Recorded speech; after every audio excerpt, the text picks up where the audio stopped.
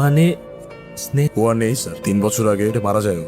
অনেকের কাছে মনে হয় স্নেহা এখনো বেঁচে আছে, আর ওর মনে হয় প্রতি বছর এই দিনে ওই স্নেহ ওর সাথে দেখা করতে আসে। অনেক এখনো ওর জন্য অপেক্ষা। জি স্যার, আর তারপর বাকিটা না হয় নিজে চোখে দেখবে।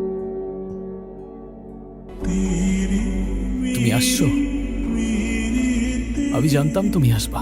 যখন বলেছি আসবো, আসতে তো হতোই। আজকে এত আগে থেকে অপেক্ষা করছো যে? যেন আমার আর লেট না হয়, যেন তোমার আমার জন্য আর অপেক্ষা করতে না হয়। সেদিন আমার আসতে অনেক দেরি হয়ে গেছিল না, বিশ্বাস করো। আমি ইচ্ছা করে লেট করি নাই।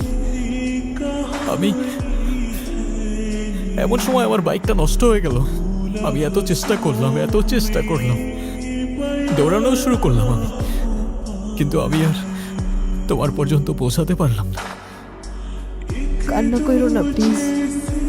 তুমি কেন চলে গেলা সেদিন? কেন চলে গেলা তুমি? আরেকটু অপেক্ষা করতে, জাস্ট আর কিছুক্ষণ। সেদিন অনেকক্ষণ অপেক্ষা করার পর মনে হয়েছিল হয়তো আমি পাগলামি করছি। এতদিন যোগাযোগ নেই, কথা নেই, হয়তো তুমি ভুলেই গিয়েছো সেদিনের সেই সময়ের কথা, কিংবা আমাকেই ভুলে গিয়েছো। সেই একটা বছরের প্রত্যেকটা সেকেন্ড, প্রত্যেকটা মুহূর্ত গুনে গেছি আমি। আর কি করে ভুলে যাব তোমায় Sneha? You're the best thing that ever happened to me and I love you.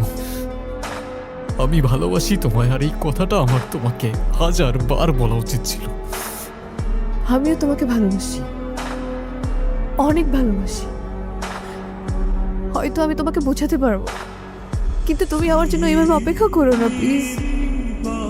আমি তোমার জন্য সারা জীবন অপেক্ষা করে যাব। তুমি আমায় ছেড়ে যেও না প্লিজ। আমাকে মাফ করে দাও, আমার আর কখনো লেট হবে না, বিশ্বাস করো। তুমি বিশ্বাস কেন করছো না? তুমি একটাবার তো বিশ্বাস করো প্লিজ। আমি কথা দিচ্ছি তোমাকে, আমার আর কখনো লেট হবে না। প্লিজ আমাকে আর ছেড়ে যেও না, প্লিজ প্লিজ। আমি তোমাকে কথা দিচ্ছি, আমি কথা দিচ্ছি কিচ্ছু হয় তোমাকে। বাবা, চল চল, তুই কিচ্ছু হয় নাই, কিচ্ছু হয় না, তুই চল।